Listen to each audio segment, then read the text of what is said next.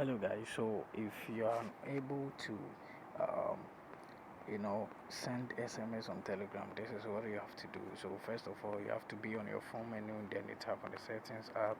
So when you tap on the settings app, what you have to do next is to tap on apps and management or apps and notifications. After that, you wait for it to load, and when it's load, you tap on see your apps. So after that, then it's search for Telegram, or if you are not using Telegram and you are using Plus, you can search for Plus, then you tap on it. After that, you tap on the storage and cache, then you clear the cache. Then after that, you tap on the clear cache or clear storage. So after tapping on clear storage, you make sure you have cleared all the you know local based data.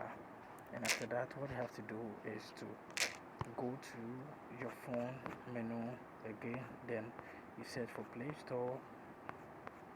So when it says for Play Store, just tap on the Play Store and make sure your Telegram app or your Telegram or Plus Messenger or Telegram Messenger is updated. So when it's updated, what you have to do next is to tap on your power button for some seconds, and you're going to see this.